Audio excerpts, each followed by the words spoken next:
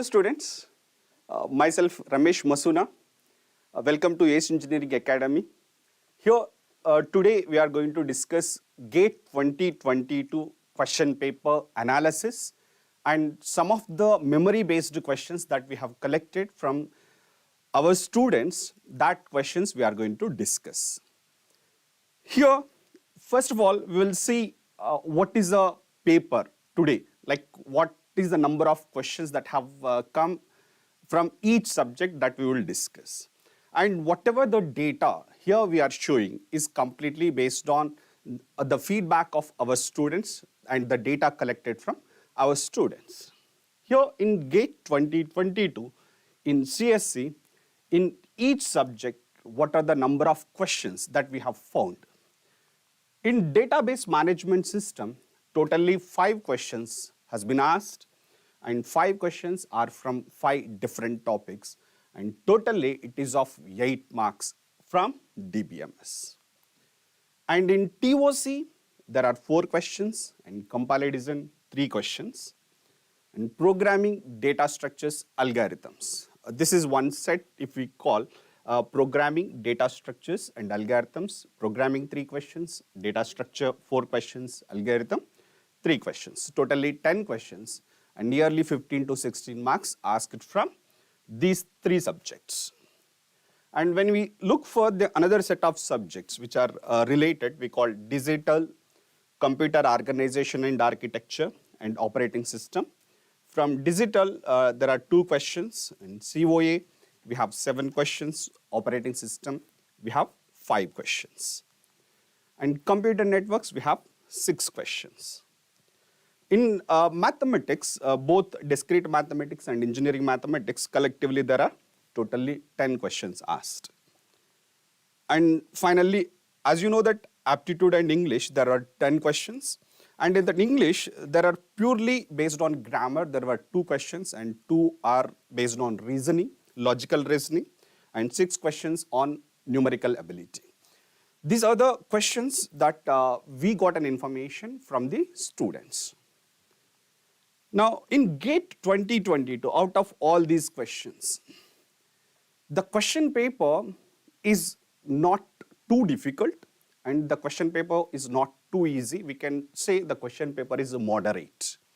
So, because moderate, you can expect very good marks, but rank is going to be a crucial thing. Because it is a moderate paper, many students are going to get more marks. So that you cannot predict your rank based on the marks of the previous GATE papers in GATE 2021. And in GATE 2021, a new trend has started of asking multi-subject questions, more number of multi-subject questions. And even in GATE 2022, the trend is continued on multiple subject questions, or we can call multi-subject questions, means a question is framed based on the combination of 2 subjects or 3 subjects.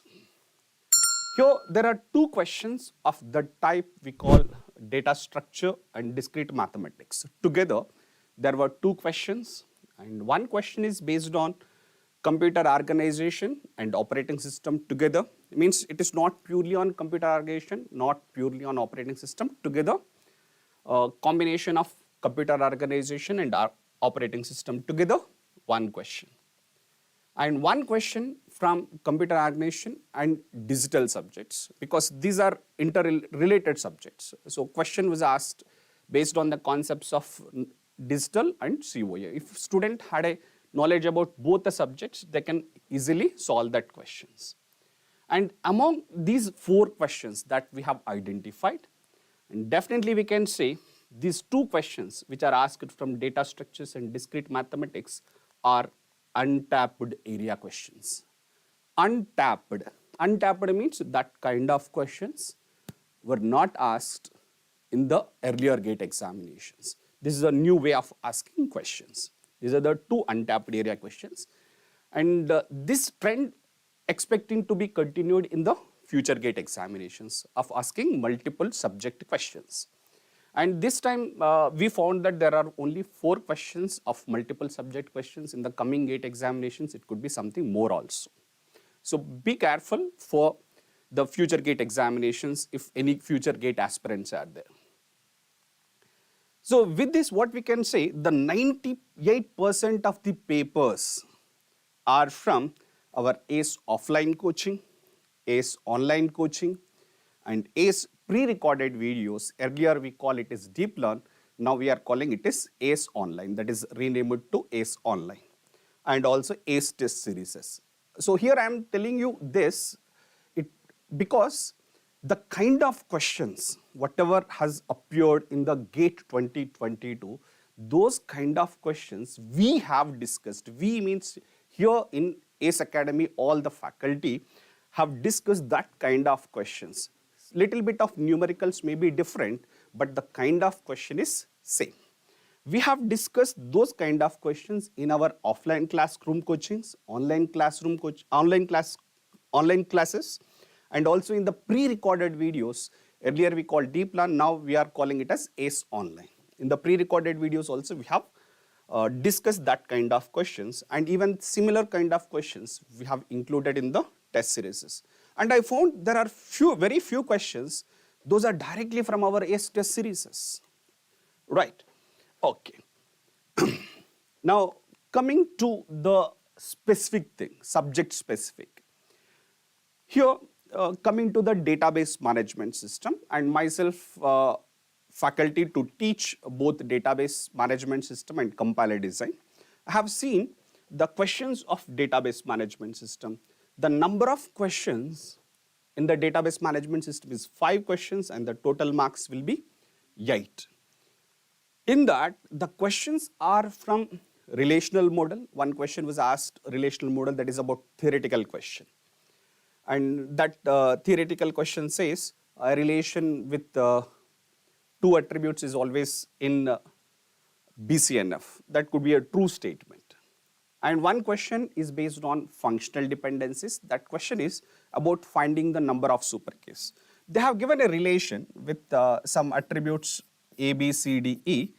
There are 5 attributes are given, A, B, C, D, E, and some dependencies are given, A, B to C, something B, C to D, and C to E, and asked about number of superkeys.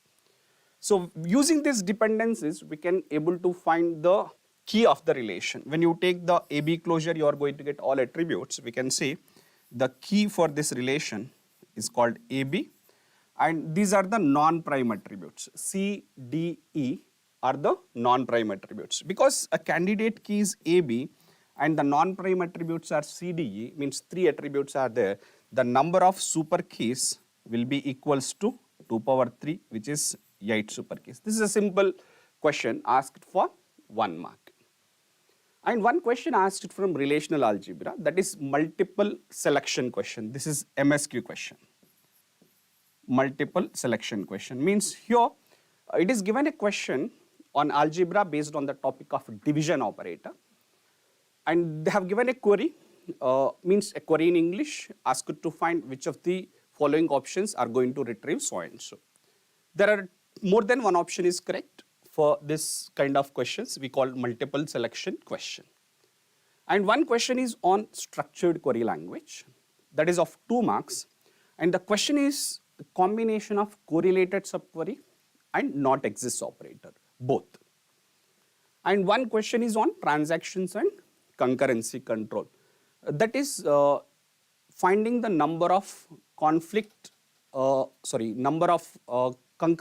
can call, the question is about finding the conflict serializable schedule for the given concurrent schedule. Means they have given one schedule and asked to find which of the following is conflict equivalent to a serial schedule, like something like that. Means we have to construct a precedence graph, and based on the precedence graph we have to find the topological sort, and we have to find that given schedule is conflict equivalent to which serial schedule in the options given. That is a question for 2 marks. See, a 2 marks question is given from SQL, and one 2 marks question is given from conflict equivalences, and these are the 1 mark questions. So totally there are 7 marks. Algebra, I think it is 2 marks, and total it is 8 marks. And this is a data collected from the students based on the memory based. And based on the students whatever the data sent. And here I'm going to discuss at least 1 or 2 questions that I have collected from the students. So this is one question given from the SQL. They have given 4 tables. A student table having student number, name, department number, course table, course number, course name and department number. And there is a department table having department number and department name. And also we have one more table called registration and containing the information about which student registered for which courses. And given a query, this is a query given, and the question is the number of tuples returned by the above query is. How many tuples? It is a numerical answer type question, fill in the blank question. Here you see what kind of query it is. Select star from student as S. It means S is in the outer query. And here we have an inner query. Inner query consisting of again 2 queries. Select C number from course where department number equal D01. And this is completely independent of the outer query because no reference of outer is used in the inner query. This is completely independent. So if it is completely independent, what this is going to find? It is going to find the course numbers from the course table where department number equal D01. This is going to be fixed always. Now, course number from the course table whose department number equal D01. What are the course numbers we have? C11 and C12. So the output of the first inner query is C11 and C12, and this is always fixed because it is independent of outer query. Except operator is used, means we can call it as a set manipulation. So what set manipulation operator will do? Output of the first query except output of the second query. Whatever values are there in this but not in this should be in the output of this except query. Now what is second query? Select C number from register where S number equal to S dot S number. Here you observe S is a reference of outer query. Whenever the reference of outer query, if used in the inner query, such query is called correlated subquery. In correlated subquery, this inner query is going to be evaluated once for each row of the outer query. So means for each student, this inner query is going to be executed to find the course numbers that are registered by that particular student in the outer query. Okay. Now look at, for each student we have to see what course numbers that the student registered. The comparison is with S number equal to S dot S number. Have a look, student S01. Student S01. For student S01, it requires to check the registration table. Now S01, S01 matches, S01, S01 matches, and what are the course numbers that the student registered? C11 and C12, and that S number equal to SS number is false for the remaining tuples, so that it is true for these 2 tuples. So inner query is going to return C11 and C12. So because it is returning C11 and C12, because it is returning C11 and C12, now look at the first query output is C11 and C12, except C11, C12. What except says should be there in this but not in this. C11 in this first query output, also in the second query output. C12 is there in the first query output, also in the second query output. So what is the output of this inner query? That output of the inner query is empty, nothing. And what operator is there in the outer query? Not exists. And what is the meaning of not exists of empty set? Exists of empty set returns true, and exists of empty set returns false, not exists of empty returns true. So means it is a true for the row of outer query. Now which row is there in the outer query? S01. For S01 it is true. So that S01 James D01 in the output. Now it should be true, it should be continued for every student. For S02 it is going to check all the conditions, that is S number equal to SS number. This is matching, and for remaining all the tuples it is incorrect. So what it is going to return? It is going to return C11 because it is returning C11 For the second student, it is C11. Now look at C11, C12, except C11 will give you what? C12. Exists of result will give you true. Not exists of result is going to give you false. Because it gives false, S02 not in the output. Similarly for S03. For S03, here it matches with S03, S03, S03. What courses it is going to return? C21, 22, 23. So the output of the second inner query is C21, C22 and C23. Except will give you C11, C12 is there in the first query output but not in the second query output. So that here you can expect in the inner query C11, C12 both not exists of empty set, not exists of result, it is going to return false. Because it is false, so S03 also not in the output. Similarly S04, here S04, S04 matches. What course numbers? C11, C12, C11, C12. So that if both C11, C12 is there, except will give you empty set and not exists of empty, it is going to return true. It is true for S04, so that you can expect even this tuple also in the output. For S03, sorry, it is S05 actually. For S05, here we have C11 and C21. Look at if the output is C11 and C21. So C11, C12 except C11, C21 will give you C12. If C12 output is there, not exists of output, it is false. It is false for that S05 because it is false for S05.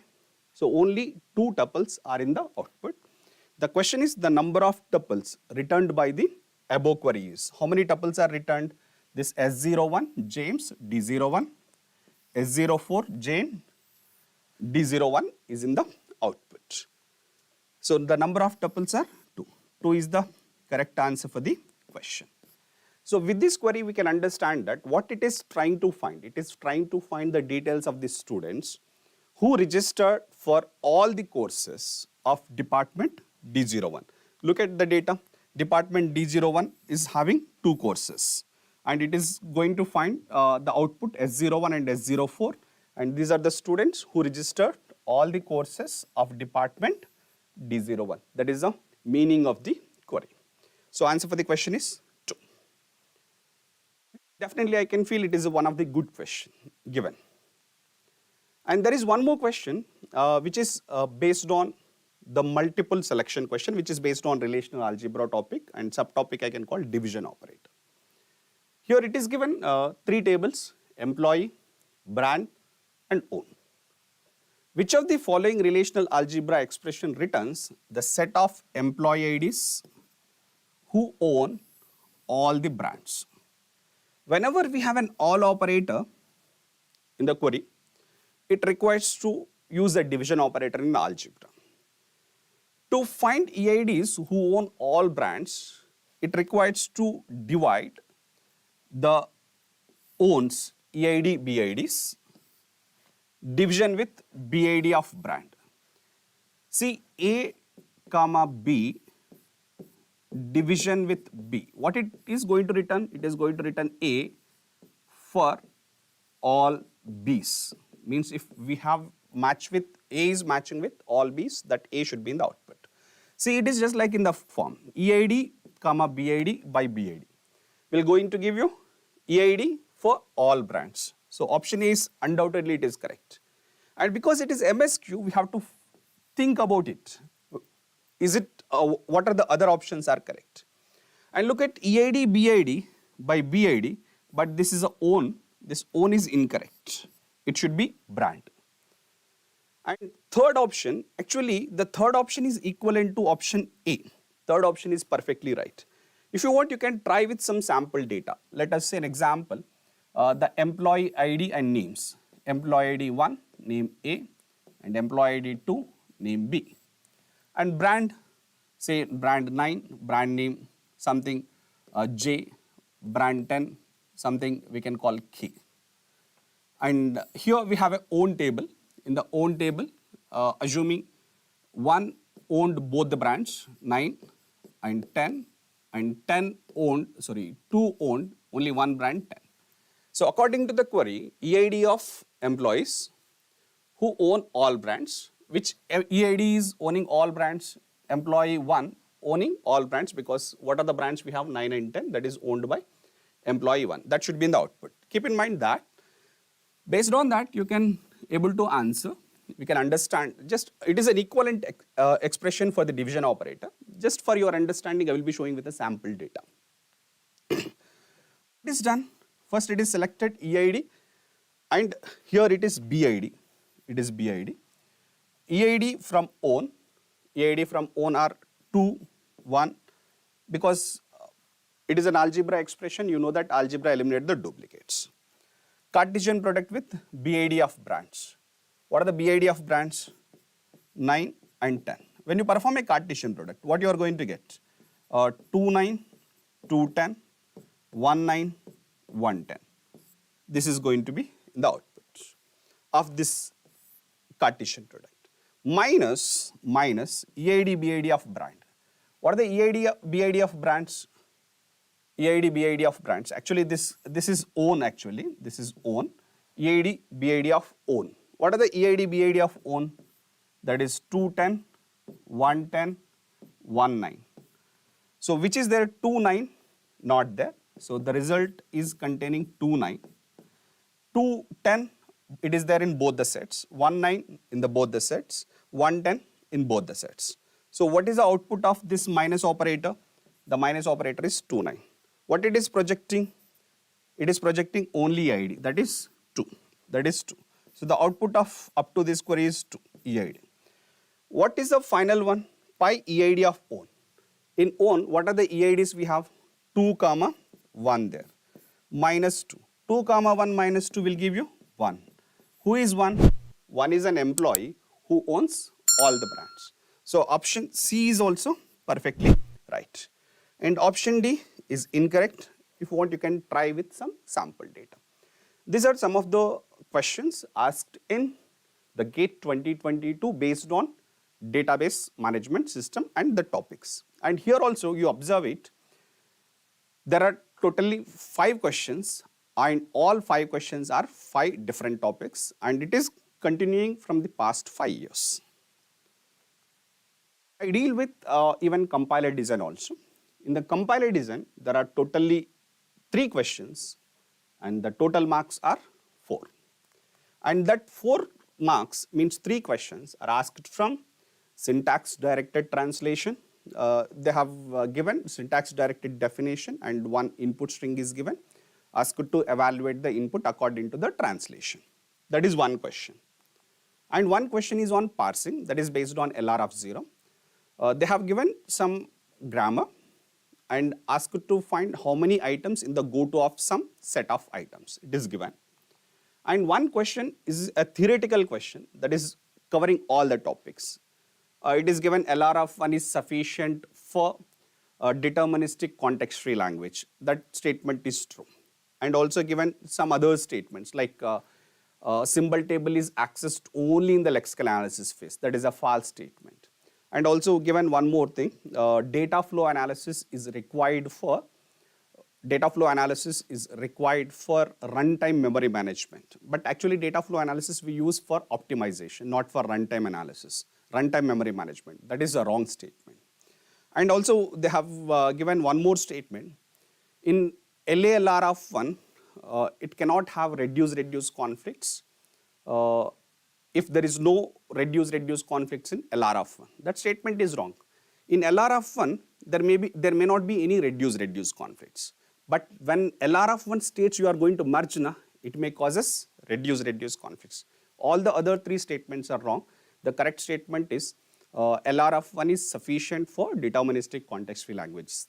That is a theoretical question. Here I said all topics because it is covering the statements of parsing, covering the statements of optimization, covering the statements of other topics, lexical analysis topic. These are the topics. That's what I said, 1 theoretical question on all topics. And this is for 1 mark. And in syntax directed translation also a question is for 1 mark, and parsing we got for 2 marks.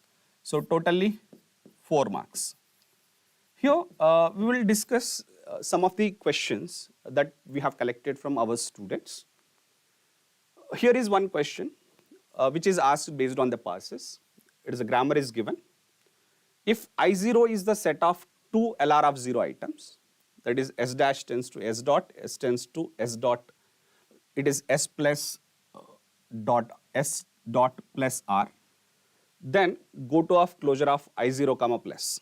Here the set given is S dash tends to S dot, S tends to S dot plus R. This is given a set, and this set is named as I0. And the statement is go to of closure of I0. In this, are you going to get any more set of items? You are not going to get any more set of items.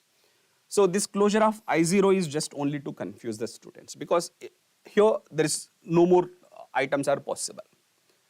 And here this is I0, and on plus we have to find the transitions, means go to we have to find with respect to plus. Now if you move dot one position to the right with respect to plus, what you are going to get S tends to S plus dot R. What is the meaning of this dot R? It says that you are going to derive some input using the R non-terminal, means R productions. What are the R productions? We have to add it. The R productions are R tends to R dot R star P, R tends to dot P, and P tends to dot open S close, and P tends to dot ID. This is the set of items possible in the go to. What is the question? Go to of closure of I0 comma plus contains exactly dash items. How many items we have? 1, 2, 3, 4, 5 items we have. So answer for the question is 5. Look at, there is one more question which is based on syntax directed definitions. Here a grammar with semantic rules are given. And the question is the computed value of S dot val for the root of a parse tree for the expression. Here the expression is given is dash. Actually this question you can solve in both the ways. One, you can construct the parse tree and evaluate the parse tree according to the semantic rules. Otherwise you can do directly also. I will explain you both the possibilities. Here look at, I will be taking this input sentence, and with this input sentence I am going to construct a parse tree first. Now 20 hash 10 percentile 5 hash 8 percentile 2 percentile 2. That string I am going to copy. That is 20 hash 10 percentile 2 hash 8 percentile 2 percentile 2. This is a string provided. Right, that is a string provided. This is 10 percentile 5. Now how to solve this? We have to construct a parse tree for this using the grammar provided. That is S tends to S hash T.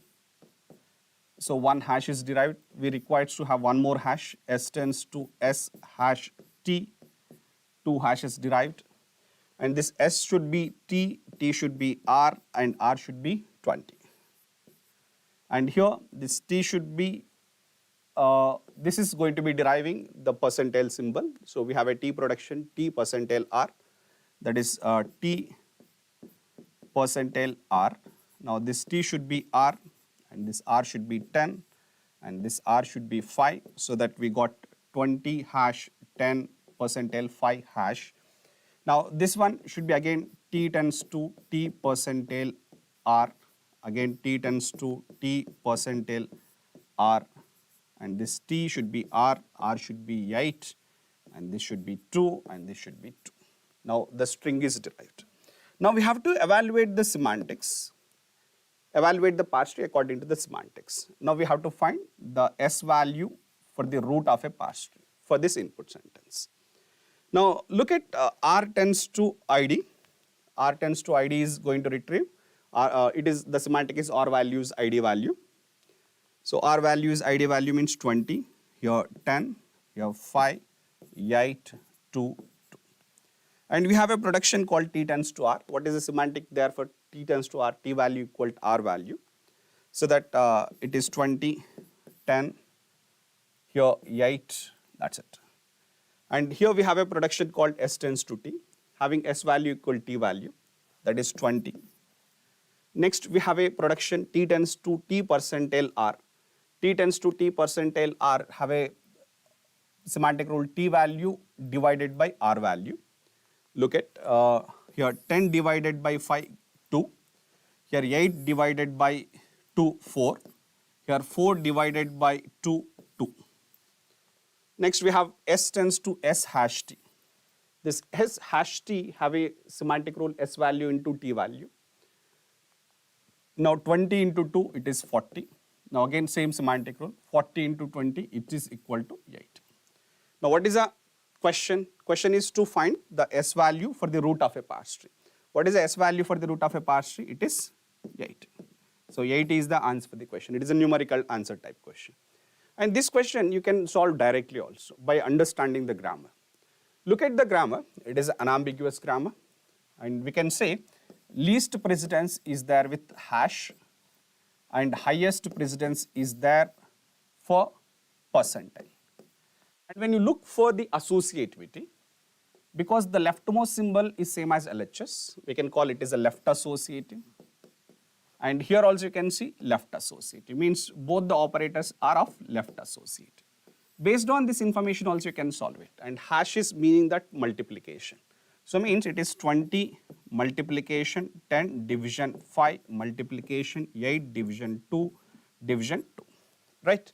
So highest precedence is going to be evaluated first. Division is highest precedence. And in what way it is evaluated? Left to right. That's 10 by 5 is 2, 20 into 10 by 5, it is 2, into 8 division 2 division 2. Next 8 division 2, it is going to become 20 into 2 into 8 by 2, 4 division 2. And again 4 division 2 is 20 into 2 into 2. Next multiplication is the highest precedence. That multiplication again left to right, 20 into 2, 40 into 2, now it is 8. This way also you can solve it if you can understand the question, if you understand the grammar. Otherwise you can evaluate according to the parse tree method. Okay. So out of three questions that are asked from compile edition, I have solved 2 questions, and 1 question is theoretical question. That question also we have discussed. Okay, these are the questions and their analysis in both the subjects of database management system and compiler design. Now, my friend and my colleague, Mr. Venkateshwarlu, is going to continue the session.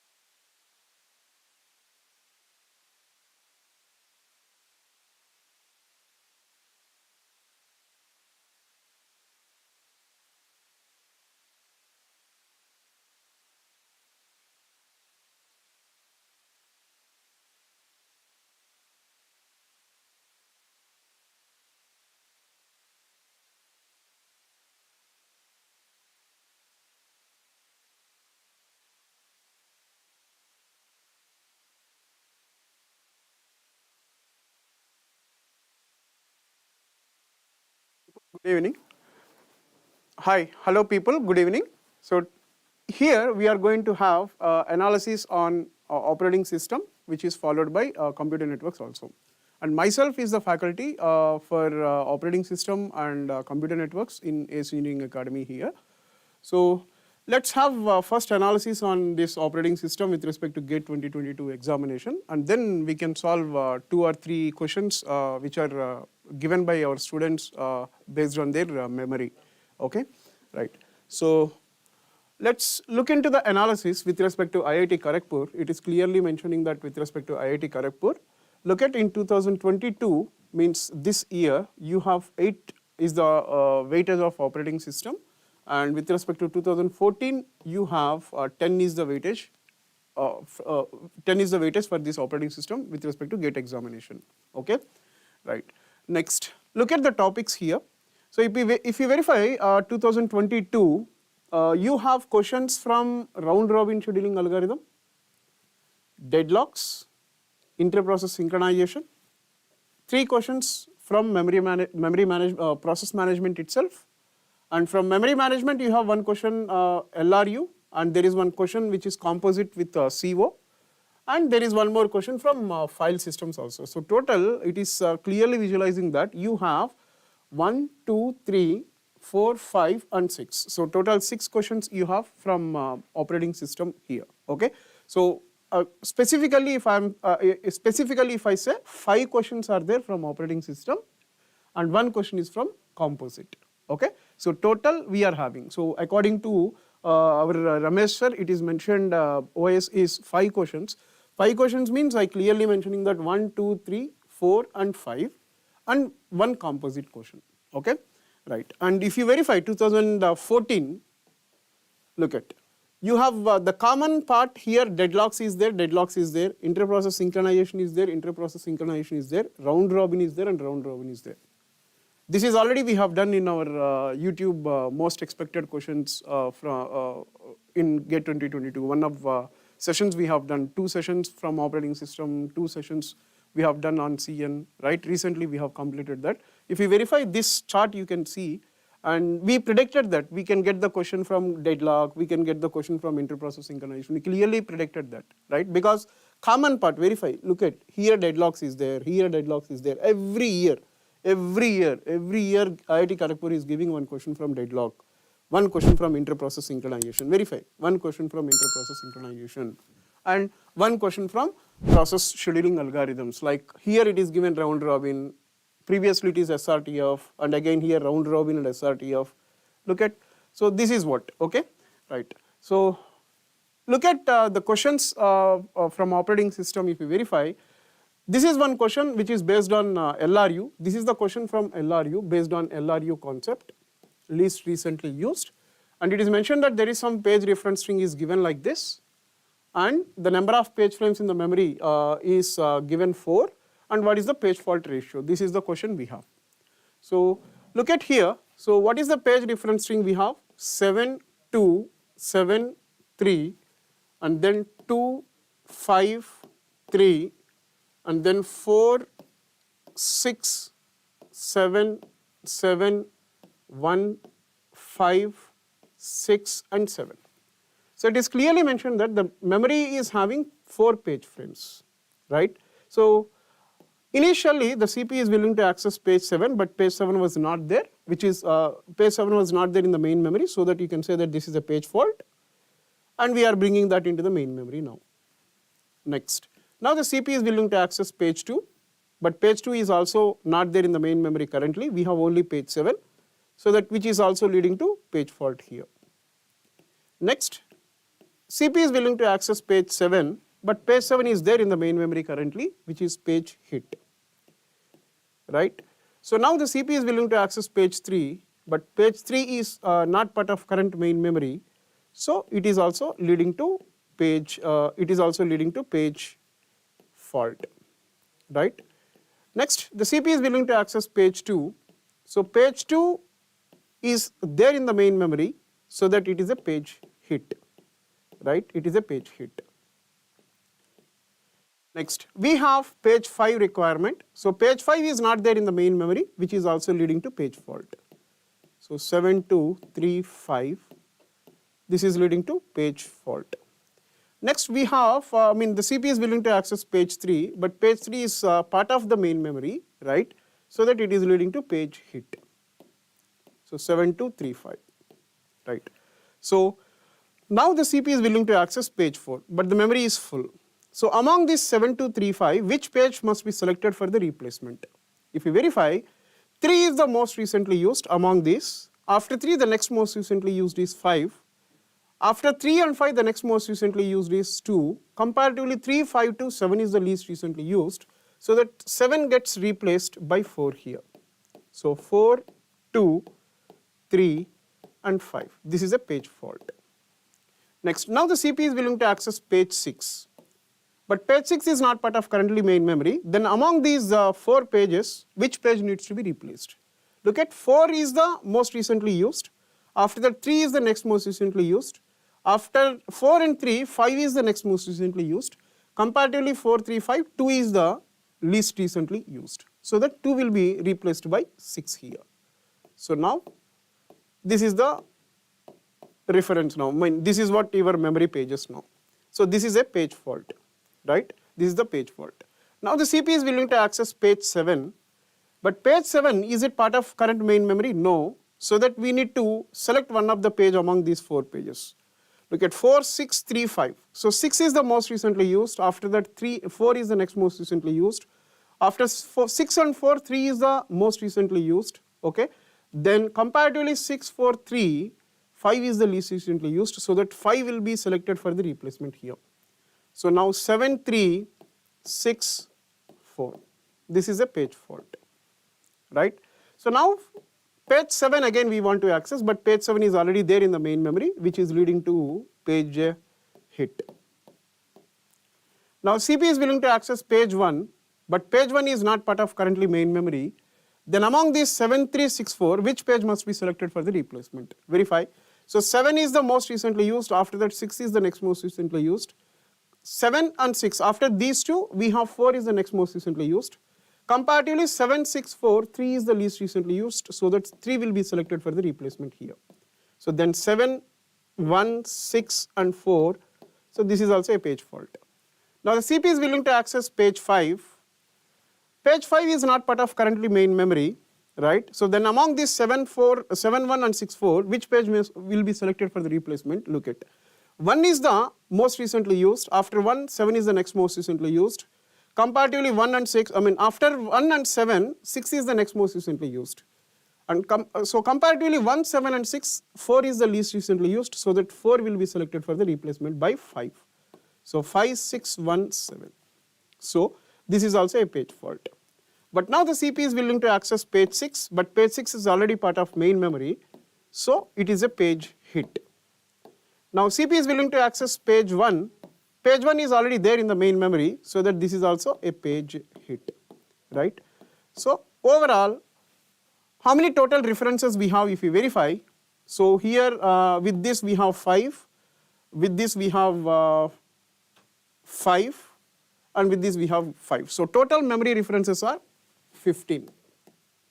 Total we have 15. And how many number of page faults we have?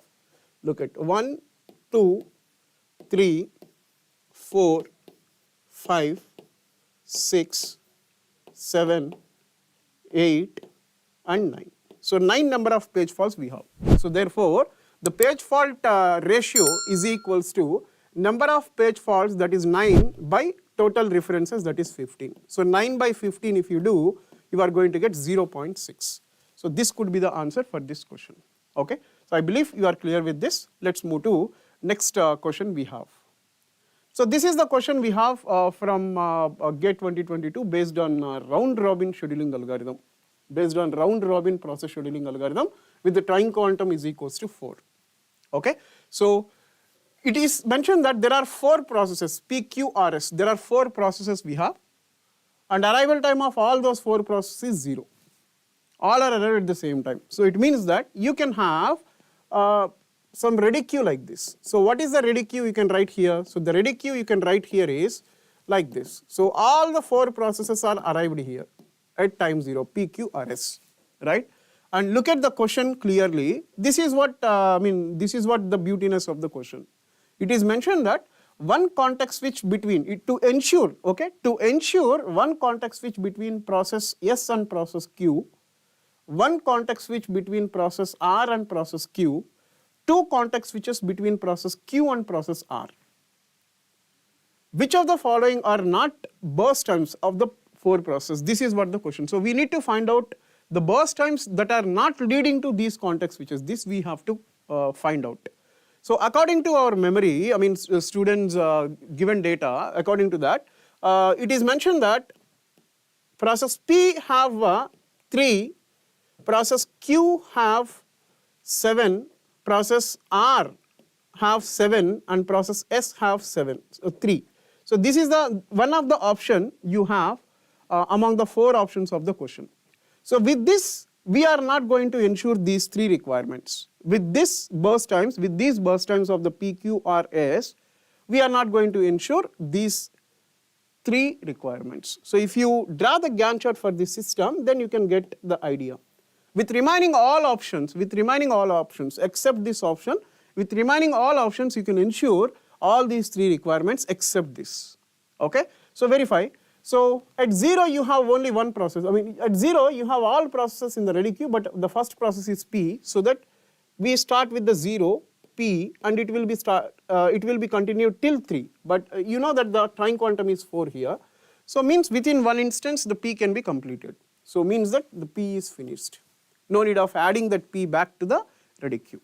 So then we have, what is the next process we have in the ready queue as the first process? Q. So that Q will start its execution now. So this will be executed till 7 because the time quantum is 4. So out of 7, only 4 units gets executed here. And with this execution, is the Q is finished in the sense? No. Again this Q can be added back to the ready queue. Okay. So then we have the next process in the ready queue. What is the first process we have in the ready queue among the remaining processes? RSQ, that is process R. So now process R starts its execution. It is going to be executed till 11. So out of 7, 4 units gets executed here, right? So with this execution, is the R is finished in the sense? No. Again this R gets added back to the ready queue like this. So now what is the first process we have in the ready queue? Yes. So that S will be handed over to the CPU and it gets executed till 14, right? So with this, S is finished. With this, S is finished. Then what is the next process we have in the ready queue? Q. So that Q will start its execution from 14. And what is the rest of execution? Here only 4 units is over out of 7. So that still it is having 3 units of execution. That 3 units of execution gets executed now. So with this, this Q is completely executed. So that no need of adding that Q back to the ready queue, right? So then we have the next process R. So this R is also having the burst time of 7 according to the given option. So out of 7, 4 units is already executed here. So remaining 3 units are going to be, remaining 3 units gets executed here like this. So 17 to 20. So now verify what is the assurance here. Look at one context switch between process S and process Q. Between S and Q, one context switch must be there. Yes, there is one context switch here. Next, one context switch between process R and Q. Process R and Q. Are we have any context switch between process R and Q here? No. This is where these burst times are getting failed. That is why the answer is this question. It is clearly mentioned that not the burst times. Not the burst times. Which of the following are not burst times of the process 4 processes to ensure this thing. Okay, right. So, and look at 2 context switches between process Q and process R. Look at process Q and process R, there is one context switch. Process Q and process R, there is one more context switch. So only this is not ensuring by this these burst times of P, Q, R, S, so that this could be the answer for this question. Okay, so this could be the answer for this question. So I hope you are clear with the explanation of this question. Let's move to next question. Right. So this is the next question we have from inter-process synchronization. Look at, we have 3 processes P1, P2, P3, okay, and these are the codes of respective processes. And to get the output string of BCA, BCA, BCA, the initial values of S1, S2 and S3 are. See, this type of question we have covered in our most expected questions in GATE 2022 based on operating systems. I mean, recently we have covered that. You can verify those videos. You can find out one model of question based on this, right? So look at this question. So what are the initial values? It is clearly mentioned that the initial values of S1, S2 and S3 are. So here, in order to ensure this output string, who is printing B? First verify. Who is printing B? P2. So remaining all processes, remaining P1 and P3 should be blocked. They are not allowed to print respect to C or respect to A first, right? So they have to be blocked. And already we have done wait operation. So if we are implementing the wait operation here, then this S3 value, in order to block this process P1 from printing this C first, compulsory this S3 should be 0. This S3 should be 0. Compulsory this S3 should be 0. Then only this wait operation on the S3 is going to be unsuccessful, so that this P1 cannot print this particular C first. Prior to this process P2, it cannot print this C.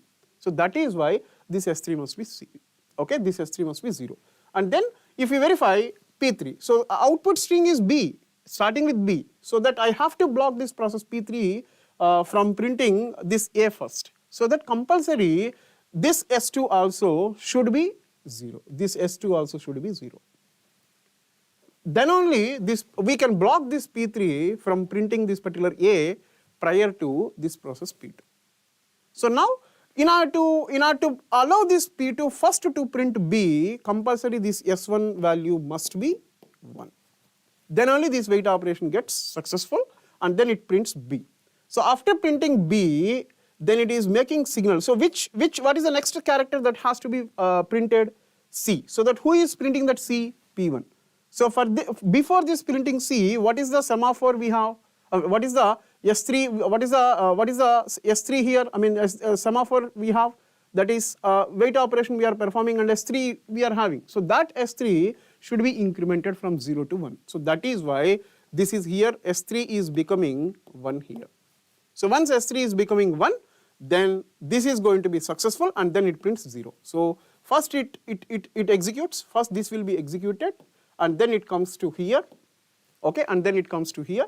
Then after printing, this instruction also gets executed. Okay, so it comes from here. Okay, after printing, this come to here, and then this is making S3 value is 0. After that, it is printing this C, and then it is making S2 signal operation, and then directly it is coming to process P3, and then this S2 becoming, as it is incrementing S2 value from 0 to 1 here, it is going to be wait operation on S2 is going to be successful. So that this will be printed A, and then it is also incremented, because the next output string after printing A, we have the next character B that has to be printed here. So it means that this S1 should be again become 1. So that is why this is incrementing the signal value. I mean, it is incrementing the S1 value by implementing the signal operation. So then again the process will continue from the P2. So the process order can be like this. So first P2 should be executed, then P1 should be executed, and then P3 should be executed. After that again P2. So this way, if we execute in this order, then we can get this output string. So that the initial values of S1, S2, S3 must be like this should be 1, this should be 0, and this should be 0. So 1, 0, 0 is the answer for this question.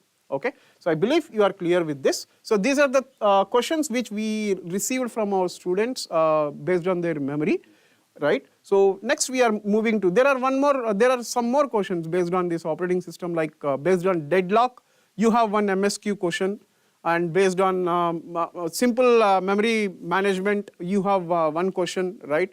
So those question statements we have not received properly, so that is why we are not covering those 2 questions. But these are the 3 questions which we received from our students, so that we have covered these questions, right? This is what the discussion with respect to operating system.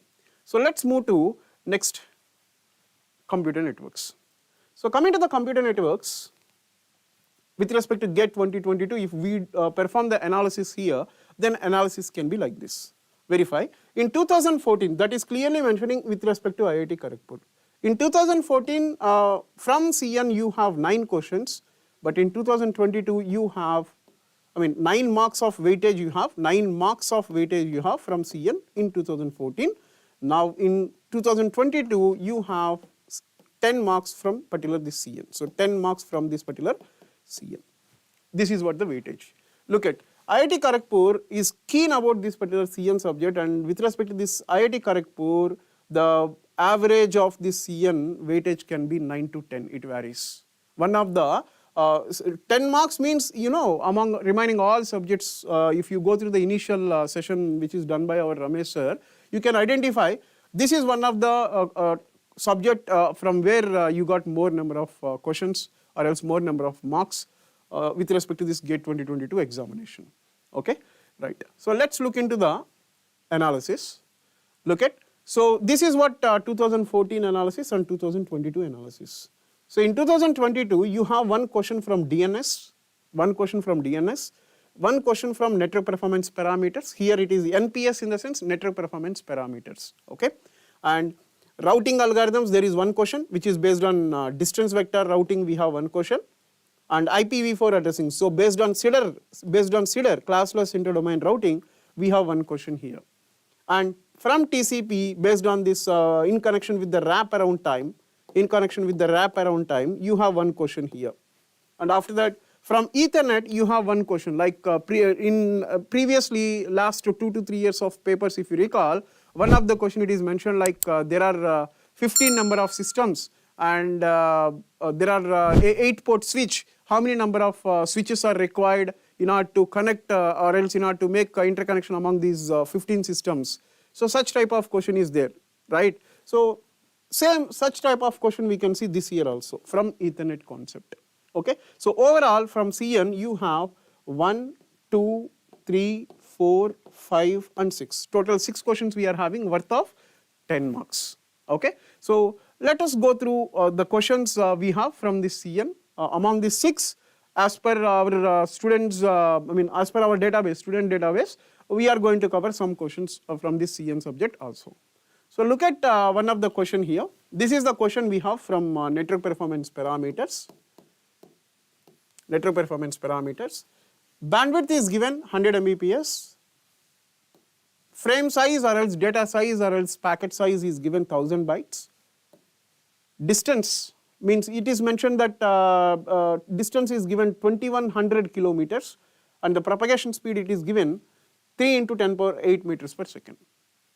Time taken to receive the data by the satellite. So satellite is the receiver here. So satellite is the receiver here. I am saying that this is the memory based question. It is not the exact question, but if the question is framed like this, the time taken to receive the data by the satellite, if you are saying that the satellite is the receiver, then look at. So satellite means you know it is a wireless communication. So means that here I can have a satellite. So let's say this is my satellite here. This is my satellite. So this satellite can have some altitude here. So this is the altitude of the satellite. This altitude it is given that 2100 kilometers. And here we have a ground station sender. So this sender can transfer the data to the satellite.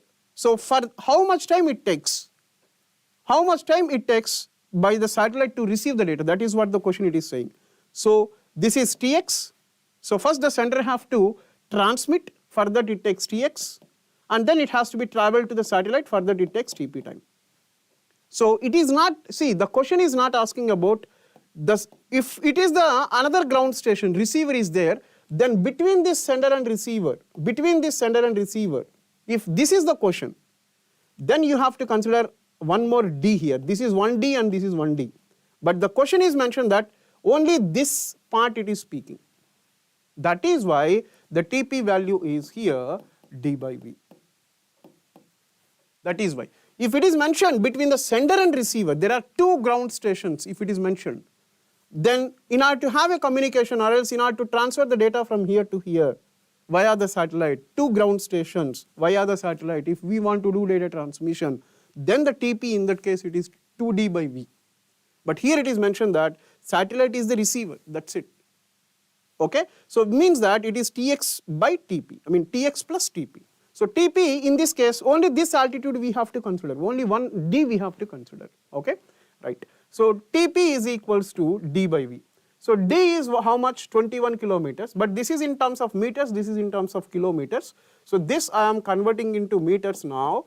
21 into 10 power 5 meters I can write. Right? So then this is 21 into 10 power 5 meters by, okay, 21 into 10 power 5 meters by 3 into 10 power 8 meters. So as the question is expecting the answer in terms of milliseconds, so let it be 21 into 10 power 5 meters by 3 into 10 power 5 into 10 power 3. I can split this 10 power 8 like this. So 10 power 5 gets cancelled. 3 7 times, I mean 7s are. So then it is 7 milliseconds is your TP. 7 milliseconds is your TP. Then coming to the Tx. So Tx is what? L by B. So what is the L here? L is given in terms of bytes, but this is in terms of bits, so that we need to convert this into bits. So that this is going to be 8 into 10 power 3 bits by bandwidth, which is 100 Mbps, which I can write as 10 square into 10 power 6. Right? So then, in order to express the final value of this Tx in terms of millisecond, I'm going to divide this like this. So 8 into 10 power 3 by 10 square into 10 power 3 into 10 power 3. I can write this 10 power 6 like this. So now 10 power 3 cancel. 8 by 100. 8 by 100 is what? 0.08. And milliseconds it is. So your Tx value is 0.08 milliseconds and TP is 7 milliseconds.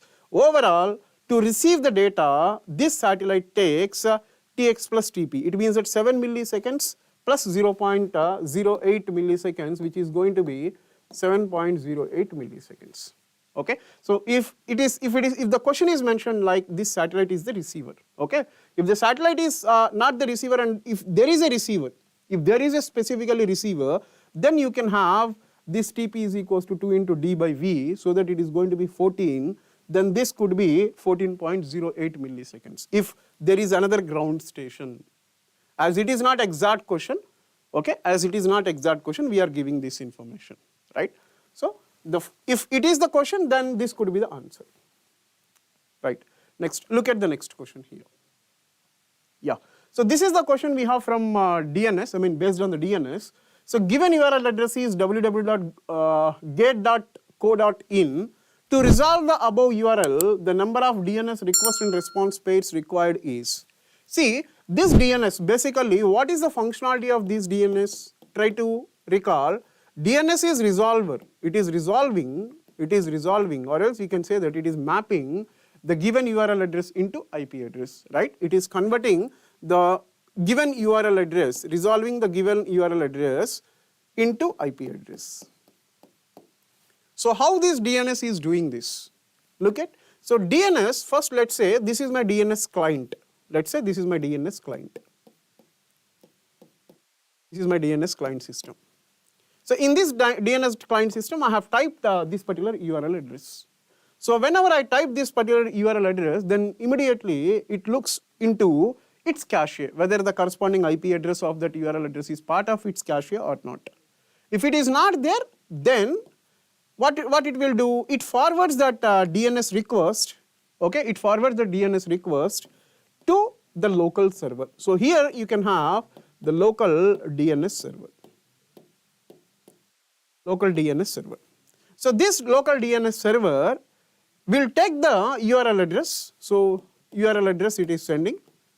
It will receive this particular URL address and it verifies in its cache whether the corresponding IP address of this URL address is existed as part of its local cache or not. For example, if it is not there, then it responds to this like please wait, for you I can help, I can get that corresponding IP address from my remaining servers. So like that it will inform, and then it informs to, I mean it forwards the same request to have root DNS server. So the same request it is been forwarding here. Then this root server, for example, if it is not having that IP address of the requested URL address, then what it will forward? It forwards the next server. What is the next server we are having here, which is called a TLD server, top level domain name server. So this TLD server IP address can be given as the response to this local DNS server. Now this local DNS server will forward this request, whatever the request it is sending, that request it forwards to this TLD server.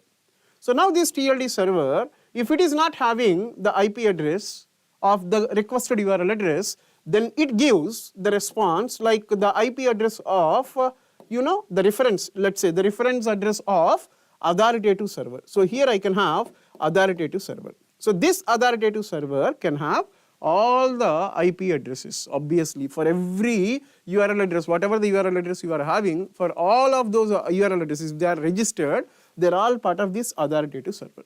So which means that it is forwarding that request to this authoritative server, then this authoritative server is sending the response to this. So then this response, after getting that response, then this local DNS server will save that IP address in its local cache, and then it gives the response to this DNS client. Okay, so overall this is what the exact procedure that will happen in resolving the URL address into IP address by DNS. So here it is clearly asking that the number of DNS requests and response pairs, it is mentioned. And here you have DNS queries are two types. One is iterative query, another one is, one is iterative query, another one is recursive query. One is recursive query, another one is iterative query. So recursive query in the sense here between the between this DNS client and DNS server, local DNS server, whatever the interaction is going on here, this is called your recursive. This is called your recursive. This is called your recursive query. So what is the difference between this iterative recursive and iterative query and recursive query? What is the difference between these two? So recursive query demands the name resolution. Recursive query demands the name resolution. What does it mean? This DNS client is asking to the local DNS server, and this is demanding this local DNS server like you give me that IP address. Then this local DNS server, if it has, it sends that response. But initially it is not having. Let's say this is pure new system and this is new server and these are all the new servers, just assumption. So then obviously this local DNS server will not have that IP address of the requested URL address. So then it can say like I don't have that URL address. Then it can reply like I don't have URL address. And then it can say to this, in addition to that, it can say like I can help you by verifying with my other servers. So now this is the procedure called iterative query. This is called iterative query between the local DNS server and the rest of all servers. Whatever the servers we are having, whatever the discussion is going on, this is called iterative queries. This is called your recursive query resolution. So look at the question. Is it asking about recursive, or else is it asking about iterative, or else is it asking simply the number of DNS request and response queries? Depends on that. If it is asking about, if it is not mentioned anything like recursive or iterative, if it is not mentioned anything, then the answer can be 4 here. So look at, this is one pair, this is one pair, this is one pair, and this is another pair, total 4. If it is asking about iterative, then this, 3. So this is what my explanation for this question. So I hope you are clear with this question and its corresponding explanation. So now I am going to hand over this session to my colleague. His name is Vamesh sir, and he is going to join with you to discuss about the respective subjects. Thank you.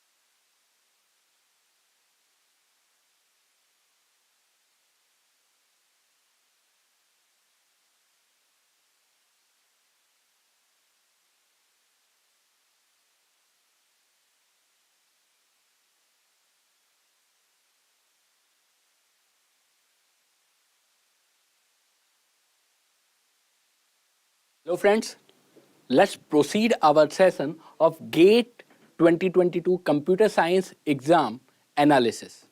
And now I'm going to discuss programming, data structure, algorithm and TOC. So first of all, I am Vyomesh Singh and now I am going to discuss what? GATE 2022 Computer Science paper with you. And all whatever we are discussing based on your memory. So there might be chance that some of the data is incorrect. So, but whatever we are telling you, whatever we are explaining you, you will get the idea how to find out the answer. So let me tell you, in the programming, what has been asked? 3D array, then pointers and operators. There were 3 questions based on 3D array, pointers and operators. There were no question based on recursion. No question. It hardly happen because every time whenever you see any GATE paper, you will find the recursion question. But this time there was no question from recursion. Next, in the data structure, we have 3 questions. One is based on the queue, then linked list, and next is tree. So basically we are going to cover some of the question because it is on your memory base. So let's discuss our first question, which is based on pointer. So here you can see, normally I am not showing you the options. So now let's see what we have. We have one integer x equal to 1. Fine. Whenever we see the pointer, what we do? We create the memory for each and every variable. That is the best way to solve the question. So you cannot get any inaccuracy. So here, this is my variable x equal to 1 and I am giving it location address 1000. Fine. After that, we have one array of size 2 and data is 10 and 11. So this is my array and data is z and 11, data is 10 and 11 and memory address is 5000 and 5004. Why 5004? We all know the integer takes 4 byte in 32-bit or 64-bit compiler. If we talk about 16-bit, it should be 5002. But it does not matter in our case. We know how to solve it. So let's see how we are going to solve it. Initially, int star p equal to null. Fine, we have nothing in our pointer. But in the next line, what I am putting, I am inserting address of x inside the p. So here you can see address of p is inserted in our pointer p. What is the address of pointer? 8000. So this address I am assuming. You can also assume the way you want. Now next line is star p equal to 10. What we are going to do with this line, star p equal to 10? Star p means what is the value at the address of 1000. P is 1000 and star p is value at the location of 1000. So it is star p equal to 10. That means I am going to assign new value at the variable x, which is 10. Fine. After that, there is p equal to address of z1. Now, p has the address of z1. Fine. So let me modify it. 5004. Let me modify it up for 5004. So that is 5004, I think. Okay. So that is 5004, that is your address. Now we have modified our pointer. Next is, you need to see this very carefully. Address of z, 0. Even if it is not 0, we know address of z is 5000. Fine. After that, we are adding +1. So what should we do? Address of z 0 equal to 5000. Now, if I add 5000 plus 1, what that means? It means we are jumping to the next address. So that means it will be 5004. Fine. If you are taking 2-byte integer, then it will jump for 5002. So now it is 5004, then star. So value at 5004 location. Next is our assignment operator. And what is our value? 11. So it will be 11 plus 3. So it is 14. So it is clear. Now we are printing the value of x, z0 and z1. I have some doubt because students give different data. Some students just printing z0 and z1, and some student was printing x, z0 and z1. So I am providing the answer of all of variable. What is the answer of x? 10. So it will print 10. Then z0 or z0, it is again 10. And then z1. Z1 is 14. So answer will be like this. Fine. Data depend on your memory only. Now this is our next question. It is based on 3D array. So how we should visualize the 3D array? We should visualize 3D array as 3 2D array. Or why 3? Because we have third dimension is 3. That's why I said 3. Or we should say 3D array should be visualized as multiple 2D array. Fine. So this is my 3D array, and in the next loop you can see we are just printing. We are just traversing the array and printing the value. So first let me create an array for you. So I am visualizing my 3D array as multiple 2D array. Fine. You can see what value I had: 1, 2, 3, 4, 5, 6, 7, 8, 9, 10 to 19, then 20 to 28. So these are the value, and I have put it in multiple 2D array. Now here you can see this is I equal to 0, this one is I equal to 1, and this one will be I equal to 2. Fine.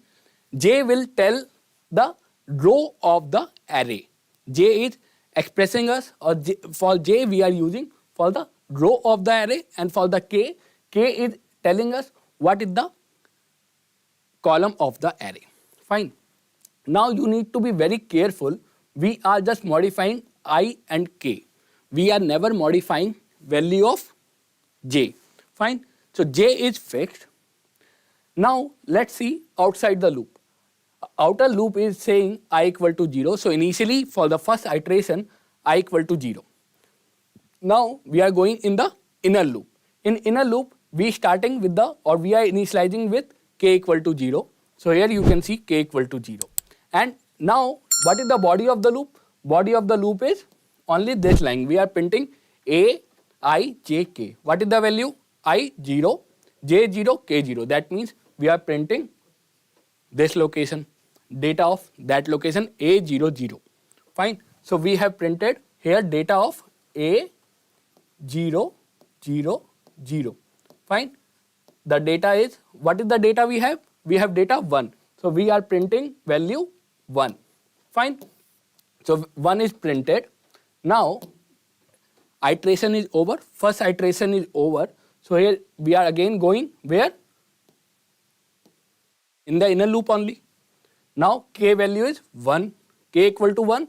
That means I 0, j 0, k 1. What is I 0? J is representing our array, row of the array, and k is representing what? Column of the array. So this will be I 0, j 0 and k equal to 1. So this time we are going to print 2. Here we have printed 1. Fine. Iteration over. Next iteration we are going to print k2. So it will be this only. I and j are fixed in the whole iteration. Now we have printed 3. After that I equal to 1. I equal to 1, that means we are directly jumping to the next 2D array. In the next 2D array again our j is fixed. That means every time we are going to use this row only. And for the k is 0, 1 and 2. 0, 1, 2. So that means for k equal to 0 we are going to print 10. For k equal to 1 we are going to print 11. And for k equal to 2 we are going to print 12. So answer here is 10, 11 and 12. Fine. Now iteration is complete for I equal to 1. Next iteration for I equal to 2. K, j is again fixed. So I equal to 2 we are representing what? I equal to 2 we are representing third 2D array.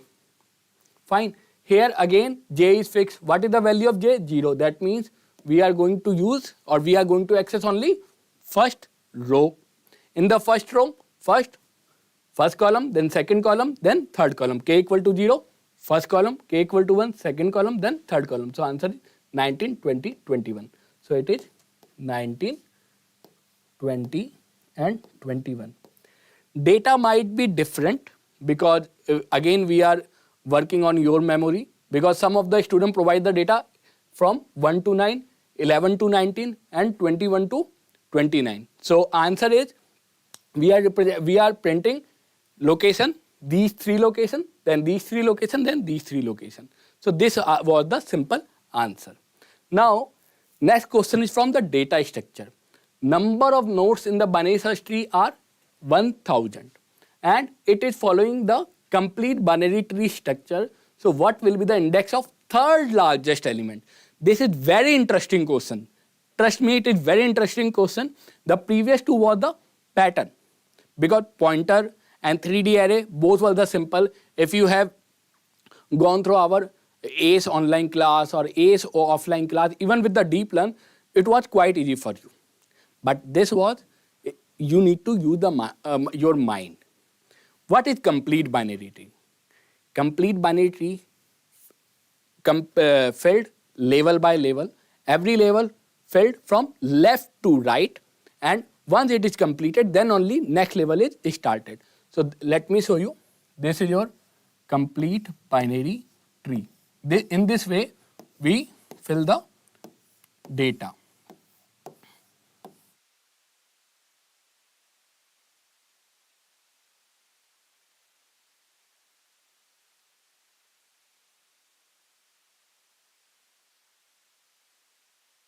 So here you can see this is the 0th index, first index, second index, 3, 4, 5, 6, 7, 8, 9, 10, 11, 12, 13, 14.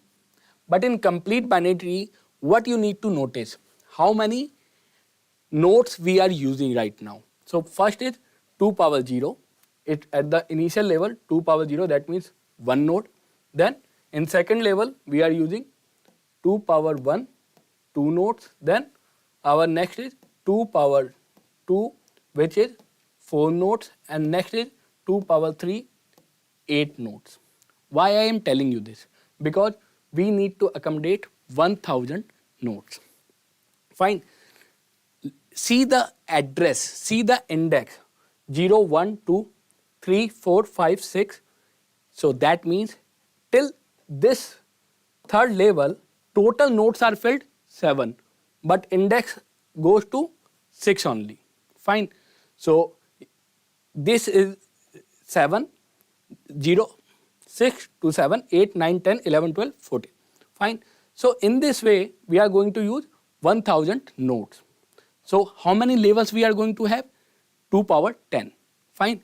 But 2 power 9 is filled completely, and next is 2 power 10. It will filled half.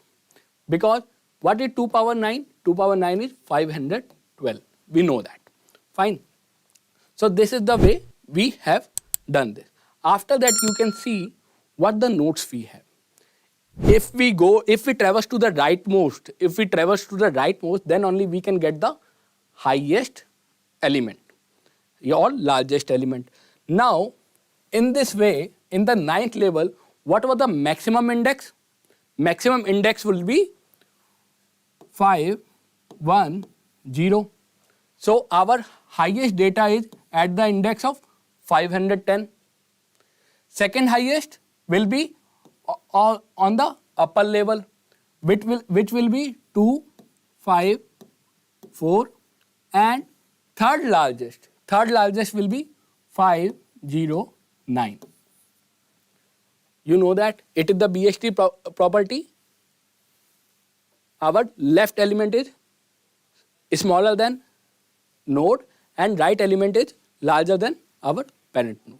Fine. So this one is your third lowest data, This one is your third largest data. So next is data structure question again. Q, we have given two Qs, Q1, Q2, and let me tell you, there are the two kind of question we got from the student. One is how many total number of NQ operation required, or how many total NQ operation required in Q1 only. So now it was the simple question.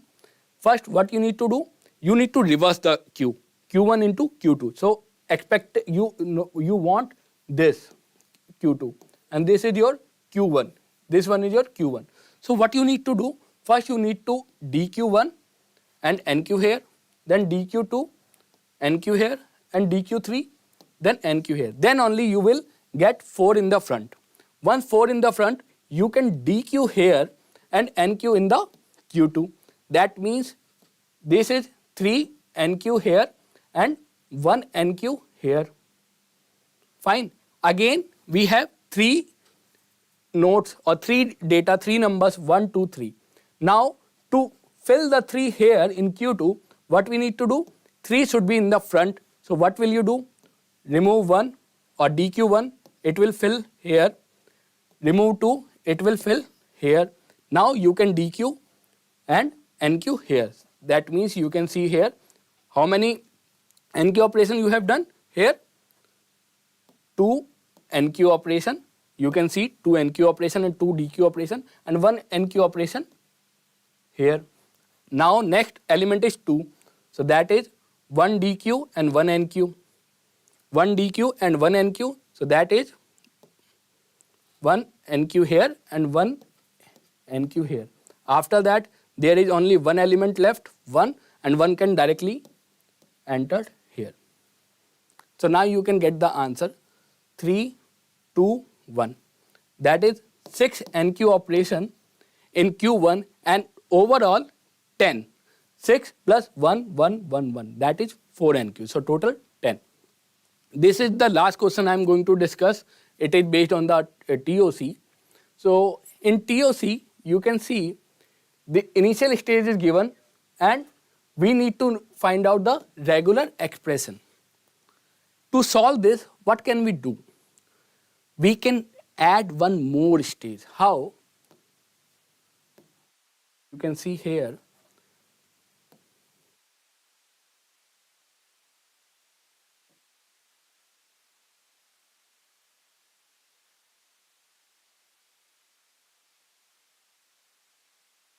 So suppose this is my starting stage and this is the second last stage.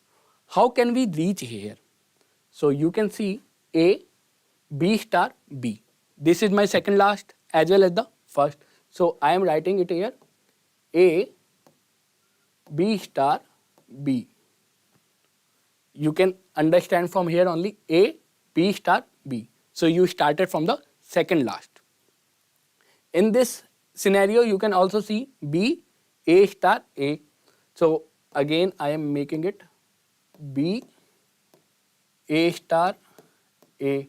So that is your second, that is your second final stage. So answer we can write A, B star, B plus B, A star, A. Fine. And now to reach the final stage, we need A star, or we can write B, A star. So that will be star plus A star. So that was your answer. I don't remember what was the option. So these were the questions I was discussing. Now this session will be continued by my friend and colleague Devankit Misra.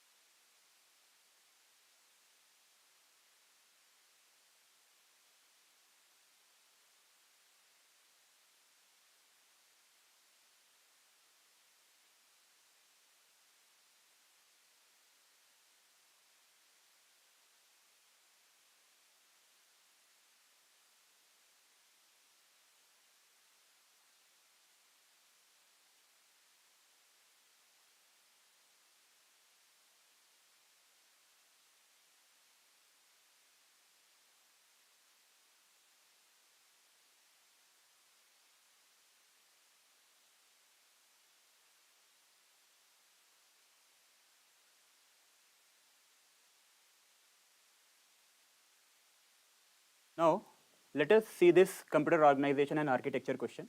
See, this question is also a memory-based question only. So right now we are having a data which our student gives us. So please don't rely on this question, neither on the option. So whatever the question is saying, we are going to solve it, right? Okay, let's discuss the question. Let R1 and R2 be 4-bit register that stores number in 2's complement for operation R1 plus R2, right? So addition operation is there.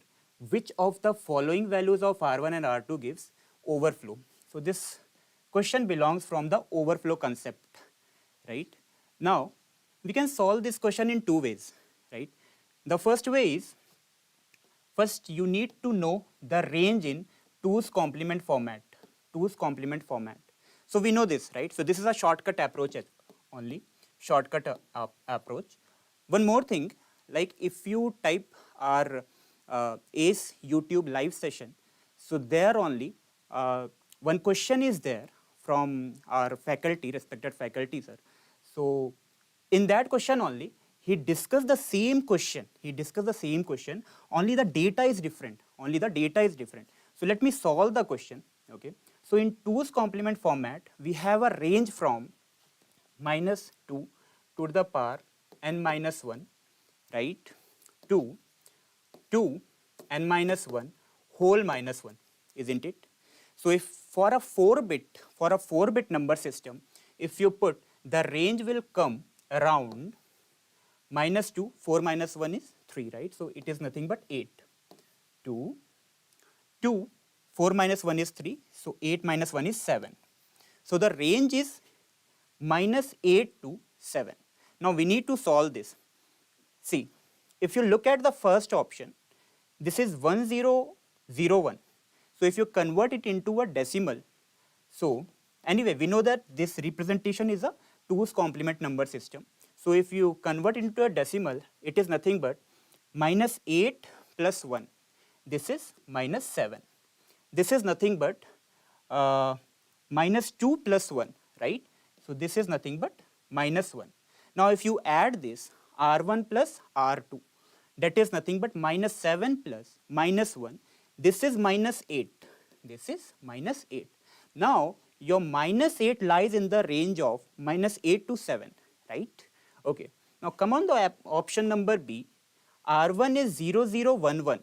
So decimal value of 0011 is nothing but your 3, right? We know this. Now R2 is 0100, right? The decimal value of 0100 is nothing but 4, right? Now if we add this, 3 plus 4 is nothing but 7, right? So 3 plus 4 is nothing but 7. Even this 7 lies in the range of -8 to 7, right? Now next part.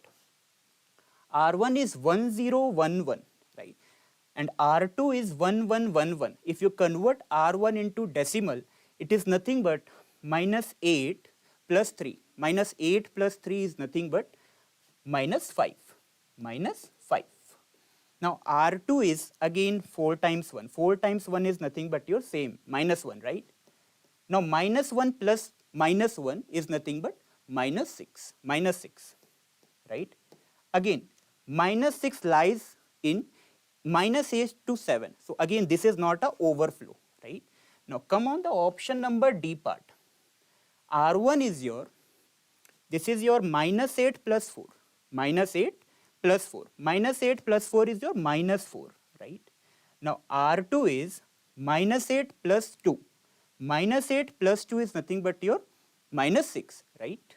Now, if you add this -4 plus -6, it comes out to be -10. -10. Now -10, it overflows actually. The range should be in between -8 to 7, but it is coming out -10. So this is the overflow, sir. This is the overflow. So option D is correct, right? Anyway, if you know the shortcut, you can do it directly. But let me tell you another approach, and that approach will tell you. Okay, let me erase it all. Now, see, there is one more way to solve this question, right? We know that if your C in XOR with C out, if the result is 1, then this is the overflow. Hope you know what is C in and what is C out, right? So if it comes out to be 1, then this is the overflow. Now, let me check it. So I'll write this, right? So R1 is equals to 1001, R2 is equals to 4 times 1, right? Now, let me add it. Now, 1 added with 1 is your 0. Now, carry 1, 1, 1, 0, carry 1, 1, 1, 0, carry 1, 1, carry 1. Now, your C in as well as C out, both are 1 only, right? So, 1 XOR 1. It comes out 0. So, this is not a overflow. So, let me take for B also. Now, R1, for B option I am writing, right? R1 is 0, 0, 1, 1. R2 is 0, 1, 0, 0. Right? Now, add it. 1, 0, 1, 1, 0, 1, 0, 1, 1, 0, 0, 0. Now, again, your C out is here, C in is here. C in XOR C out. So, let me write it also. C in XOR C out. Your C in is 0, right? C in is 0. XOR C out is also 0, right? C out is also 0. Now, it comes out to be 0 only. Now, let me write for 3. R1 is 1, 0, 1, 1. R2 is 1, 1, 1, 1, right?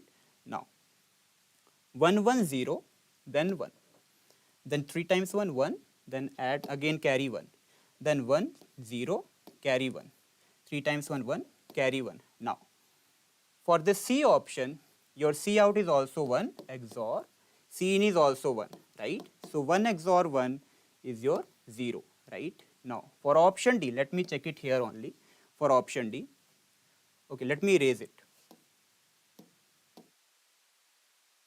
For D option, 1, 1, 0, 0, and then R2 is 1, 0, 1, 0, right? Now, 0, 0 is 0, 0, 1 is 1, and then 1, 1 is 1 only, carry is 0 right now. 1, 1 is 0, carry is 1, right? Now, what is your C out? C out is 1. What is your C in? C in is 0. Now, C out XOR with C in, it comes out to be 1 XOR 0. That is your 1 only, right? So, again by this method only, D is the correct option, right? So, you can go with the both way, either way. I have told you the both way, right? So, first is your shortcut and second one, this is the entire procedure. So, let us come on the next question. So, this is again from the COA. These values are given in hexadecimal format, right? Now, let me convert it into what they are saying. Which one of the following is false, right? We need to check which one of the following is false, sir. This is the important word. Which one of the following is false? Now, A is C1400000. So, the thing is, we have to convert, actually the question was, right, we have to convert it into single bit, single precision floating point format, right? So, we know this, right? In this format, the representation is something like your 1 bit is assigned for a sign part, your 8 bit is assigned for a exponent part, and that exponent is your biased exponent, right? Biased exponent. And then 23 bit is assigned for your mantissa part. So, now if I write this particular hexadecimal value in that format, in single precision floating point format, the format will look like, let me convert it into a binary first. For C, it is nothing but 1100. For 1, it is nothing but 0001. For 4, it is nothing but 0100. And for 0, it is nothing but 0000, right? And for rest of the 40, it will be go to 0 only, right? Now, what is the first bit? First bit is for sign. first bit is for sine. So this is for sine. This is for biased exponent. This is for biased exponent. And this is for mantissa part. Moreover, this sine bit is for 1 bit only. This biased exponent is for 8 bit. And this mantissa part is for 23 bit. 23 bit. We know all these things, right? Okay. Now let me convert this into a decimal. What is the decimal value? We know this formula, right? Minus 1 to the power s into 1.m into 2 to the power biased exponent minus bias, right? Now, if we substitute the respective value in this formula, it boils down to minus 1 to the power 0 multiply 1 dot, what is the mantissa? 0, 1, 0, 0, right? So, 0, 1, 0, 0 multiply 2. What is the biased exponent? So, we have to calculate. Biased exponent is nothing but, so this is your 0, 1, 2, 3, 4, 5, 6. 2 to the power 0 and 2 to the power 6 only, right? So, this is 8. This is not 8, right? 4, 3, 7. So, this should be 8. This should be 8. So, let me write it again, okay?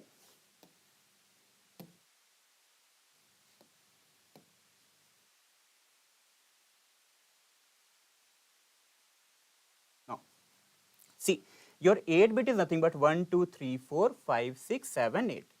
8 bit comes till this part, right?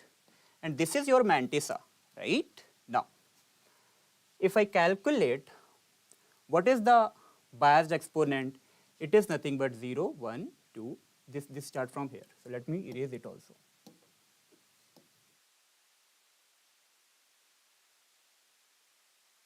Let me erase this also. Now, this is 0, 1, 2, 3, 4, 5, 6, 7. Now, this is your 128 and this is your 2. So, 128 plus 2 is nothing but 130, right? So, biased exponent is your 130 minus, what is the bias value? So, bias value we know 127, right? Moreover, the mantissa, I need to convert this also because we have corrected this thing. So, mantissa is nothing but 0.100. So, let me write it in a fresh, right?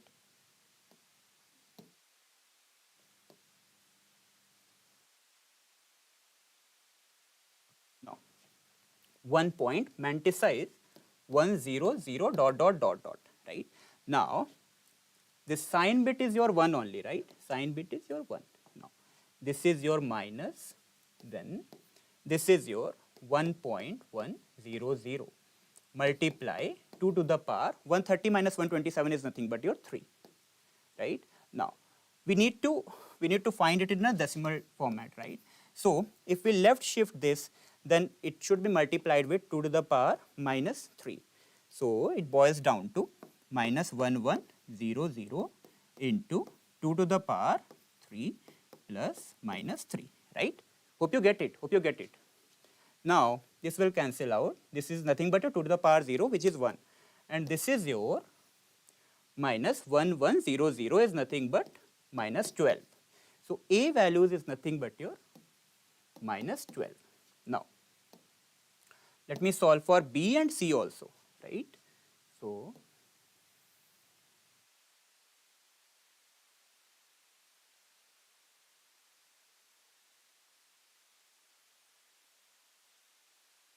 now, for B, this is given in hexadecimal format 4210. So, 4 is nothing but 0100,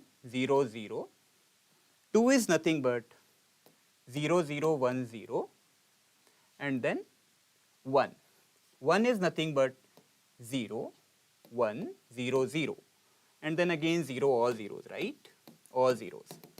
Again, 1 bit is for sign, 8 bit is for biased exponent. This is 8 bit, right? Let me count it. 1, 2, 3, 4, 5, 6, 7, 8, right? And then this 23 bit is for mantissa part.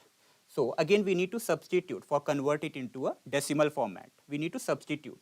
So, this is nothing but minus 1 to the power 0 multiply 1 dot. What is a mantissa? 1 0 0 0, right? So 1 0 0 0, right?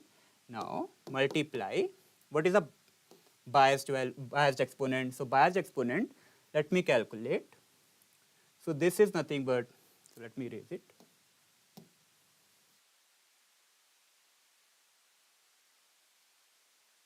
Now this is your 0, 1, 2, 3, 4, 5, 6, 7. So this is your 128 plus 4. 128 plus 4 is nothing but 132. 132. 132 minus. Bias is 127. Bias is 127. Now, what is this?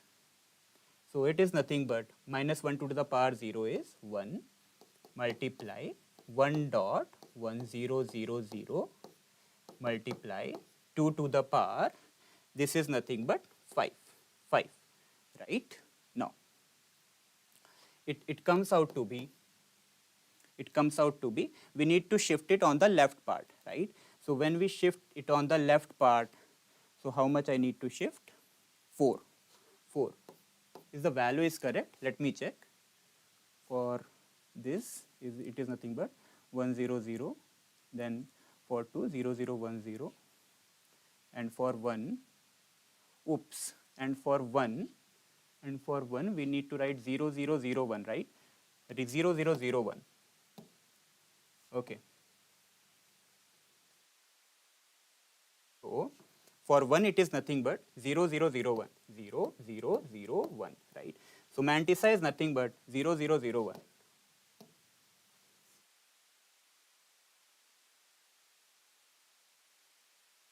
So mantissa is nothing but 0001, 00001, 001. So it comes out to be, if we shift it on the left side, then it comes out to be 1001 multiply 2 to the power 3, 2 to the power minus 3, right? So 2 to the power 5 multiply 2 to the power minus 3. So this value is your 2 to the power 2, and this value is your 9, right? So 9 into 4 is nothing but 36, right? So B's decimal value is 36, right? Now we need to calculate for C also. So let me erase it.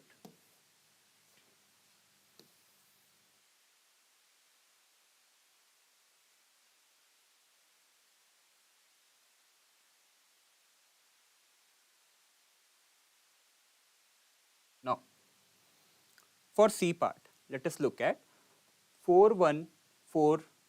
So I'll erase this also.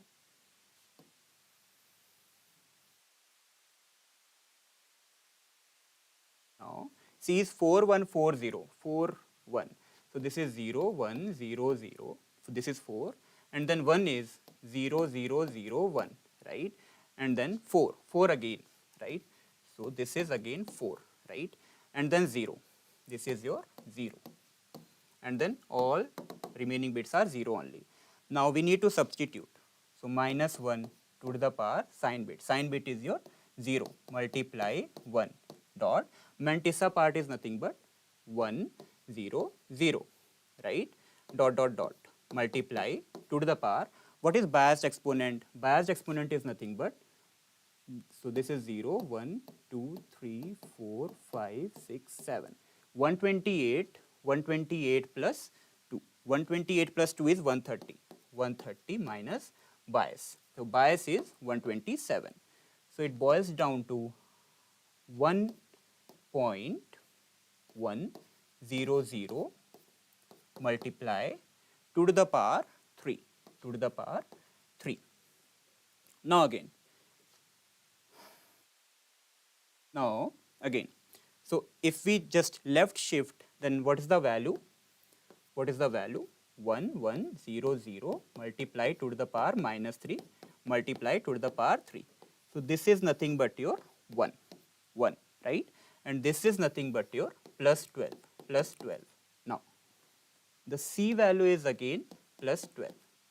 And now we need to check which of the following options are false. So B minus C is greater than 0, if this is true. So B is 36. 36 minus 12 is greater than 0, right? Now, B is equals to 3 multiplied by C. What is C? C is your 12. B is your 36. So 36 is equals to 3 into 12. That is your 36 only. So this is also true. Now C is equals to A plus B. So A is your minus 12. Minus 12 plus B. So minus 12 plus 36, right? It is 24, right?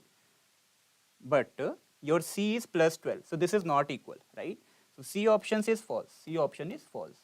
Now D is your A plus C is equals to 0. What is A? A is your minus 12. Minus 12 plus C. C is your plus 12. Plus 12, right? Now minus 12 plus 12 is 0, right? So this is also true. So question is asking which one of the following is false. So ultimately this C is your right answer, right? Now this is about computer organization. This question, it comes from floating point concept. Floating point. Now, let us look at the next question.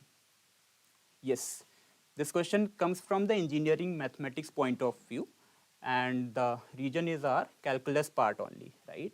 So if we substitute this 0th value, it is from the limit concept, and if we substitute this 0 into the x, it is nothing but your 0 by 1 minus e to the power 2 root 0, right?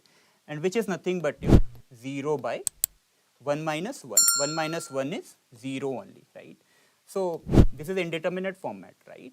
Now we need to apply something. In order to find limit value, we need to apply our L'Hopital rule. Hope you know it, L'Hopital rule, right? So what does L'Hopital rule says? It says that we need to differentiate it. So just differentiate the value of root x with respect to x. It comes out 1 by 2 root x, right? Divide by, now if we differentiate this entire portion, then your 1 would be 0 minus, and now differentiating e raised to the power 2 root x, it will come e raised to the power 2 root x, and then chain rule, because in exponent part also we have some variable, right? So now chain rule says take 2 root x. Now if we do, then 2 dot 1 by 2 root x, right? Now if you look at it carefully, then this and this will go out, right? Now it boils down to 1 by 0 minus e raised to the power 2 root x dot 2, right? Now just put the x value as a 0, right? Am I doing it right? Yes, just put it as a 0, right? Now it would be 1 by minus 2.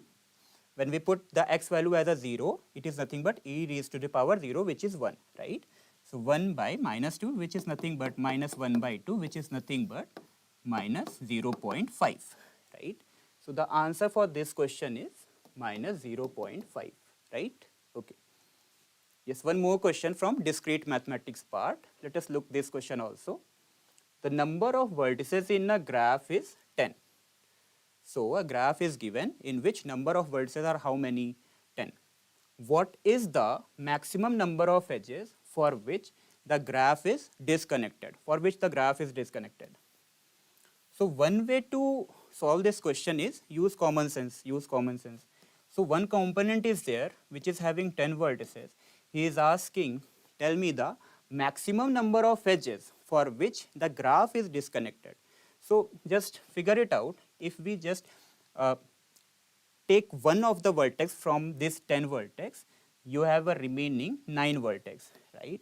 And now find the maximum number of edges from these 9 vertex, right? So this is a common sense approach, right? So we can find it, right? 9C2. Either way, if we are not going to solve this problem in this way, you can find one more way, right? What is that way? Find the maximum number of edges with this 10 vertices, What is that value? That value is nothing but 10C2. Now, from this component, isolate one of the vertex, and while you are isolating one of the vertex, entire 10 minus 1 edges will vanish, right? Hope you get it. So what you need to do, subtract 10 minus 1 from this. Again, you will get the same answer. From this also, you are getting. So 9C2 is nothing but 9 into 8 by 2, right? So this is nothing but 9 into the 72 by 2 is your 36. Even in this also, 10C2 is nothing but your 45. 45 minus 9, that is your 36, right? So these are the some of the memory based question. And let me tell you one thing, like this paper, from our discussion, we can conclude that the paper is of a moderate level, right? So most of the 60% questions are a moderate level, 60% question, right? Again, 10 to 20% questions are pro question, I would say a hard, right? And remaining questions are easy. See, why we are saying it is a moderate question? Because MSQ questions are taking more time, right? We need to solve each and every option. So that is the reason we are saying 60% of the paper is a moderate, right? Moreover, from our analysis of the question paper, the cutoff lies between 25 to 26, right? The cutoff lies between 25 to 26, right? So let me tell you one more thing, one last point. Don't lose your hope, right? Because these all are the memory based question, right? Let the actual question comes, and then we will provide you a good depth analysis of every question, right? So just bear with us, and we'll soon provide a detailed solution, right? So till then, all is well. Hope for the best, right? Thank you.